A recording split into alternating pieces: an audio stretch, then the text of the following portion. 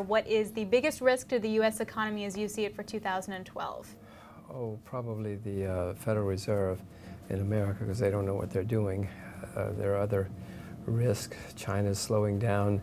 Europe's got its serious problems. They don't know what they're doing or how to solve them. But I would say the single worst risk is the United States Federal Central Bank.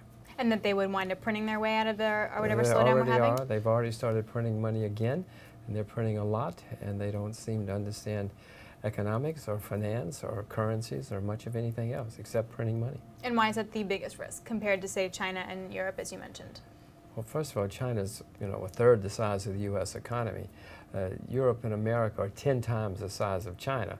So even if China collapses, it's not the end of the world. And even if China booms, it's not going to save the world, because, to repeat, China's only 10% of the U.S. and American economy. It's important, it's very important, but it's not the most important thing. And China is trying to slow down, and some parts of their economy are going to fail or collapse. They're going to have some bankruptcies. But Europe is certainly extremely important, what's going on there.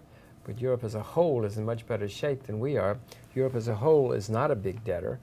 The United States as a whole is the largest debtor nation in the history of the world.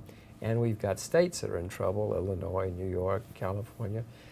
Europe has states that are in trouble. Greece, you know the names as well as I do. No, America's the one we have to worry about the most. So most investors are now more worried about Europe, however, because they think that, we're going to see Greece fail, Italy fail, and Spain fail, etc. So what are they missing? Why isn't that the biggest headline they should be looking at? These are problems. Don't get me wrong. These are serious problems.